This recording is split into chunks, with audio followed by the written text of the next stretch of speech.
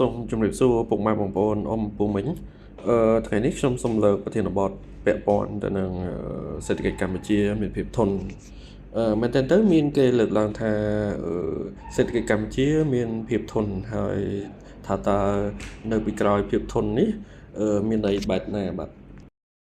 ក្នុងរយៈពេលប្រហែលឆ្នាំចុងក្រោយនេះយើងតែងតែលើពាក្យថាសេដ្ឋកិច្ចកម្ពុជាធន់ពីសំណាក់មន្ត្រីរាជរដ្ឋាភិបាលស្ថាប័នហិរញ្ញវត្ថុអន្តរជាតិក៏ដូចជាអ្នកជំនាញសេដ្ឋកិច្ចផ្សេងៗ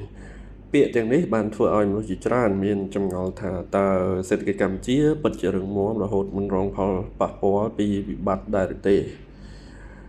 មែនទែនទៅពាក្យថាធន់មិនមែនមានន័យថាសេដ្ឋកិច្ចកម្ពុជាគ្មានបញ្ហាឬមិនរងផលប៉ះពាល់នោះទេវាមានន័យថាសេដ្ឋកិច្ចកម្ពុជាមានសមត្ថភាពអាចទប់ទល់ទៅនឹងវិបត្តិការប្រែប្រួលក៏ដូចជាអាចស្ដារខ្លួនឡើងវិញបានបន្ទាប់ពីរងផលប៉ះពាល់ជួបទៅនឹងវិបត្តិព្យុះភ្លៀងកន្លងមកហើយម្យ៉ាងវិញទៀតសេដ្ឋកិច្ចធន់សំដៅទៅលើភាពធន់របស់សមត្ថភាពនៅក្នុងប្រទេសកម្ពុជា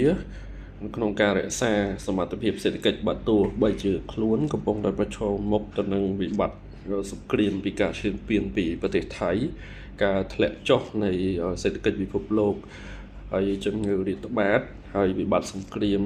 ដ៏រ៉ាំរ៉ៃរបស់ពិភពលោកដូចជាសង្គ្រាមរបស់អ៊ុយក្រែននិងរុស្ស៊ីសង្គ្រាមរបស់សហរដ្ឋអាមេរិកជាមួយនឹងអ៊ីរ៉ង់ផងដែរបាទមែនទែនទៅភាពធន់នៃសេដ្ឋកិច្ចបើសិនណាបើការនាំចេញធ្លាក់ចុះប៉ុន្តែវិស័យផ្សេងៗដូចជាវិស័យទេសចរវិស័យកសិកម្មឬការវិនិយោគនៅតែបន្តរីកចម្រើននោះសេដ្ឋកិច្ចក៏នៅតែបន្តដំណើរការបាននោះហើយគឺជាអត្ថន័យនៃភាពធន់របស់សេដ្ឋកិច្ចហេតុអ្វីបានជាគេវាតម្លៃថាសេដ្ឋកិច្ចកម្ពុជានៅតែធន់ការវិតម្លៃនោះគឺផ្អែកទៅលើកត្តាសំខាន់ដូចជាទី1កំណើនសេដ្ឋកិច្ចបន្តមានក្រោយវិបត្តិ COVID-19 សេដ្ឋកិច្ចកម្ពុជាបានងើបឡើងវិញជាបន្តបន្ទាប់វិស័យផលិតផលសេវាកម្មផលិតកម្មនិងទេសចរបានចាប់ផ្ដើមស្ដារឡើងវិញដែលជួយជំរុញកំណើនសេដ្ឋកិច្ចទី2ការវិនិយោគពីបរទេសនៅតែបន្តកម្ពុជានៅតែតាក់ទាញអ្នកវិនិយោគពីបរទេសជាច្រើនដូចជាចិនលេខ1ហើយជប៉ុនកូរ៉េខាងត្បូងសិង្ហបុរីនិងប្រទេសផ្សេងៗ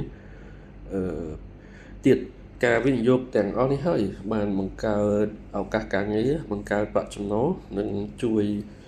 អភិវឌ្ឍហេដ្ឋារចនាសម្ព័ន្ធរបស់ជាតិចំណុចទី3គឺវិស័យកសិកម្ម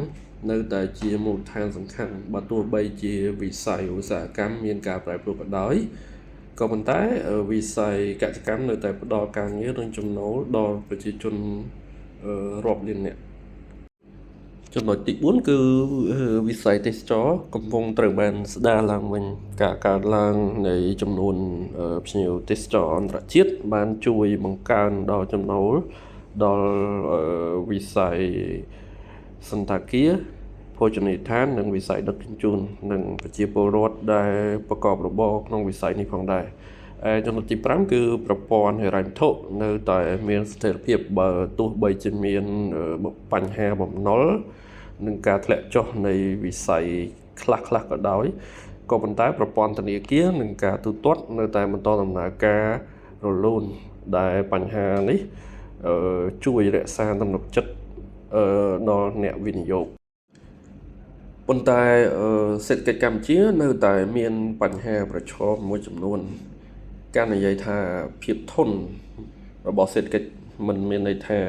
សេដ្ឋកិច្ចមិនមានបញ្ហានោះទេ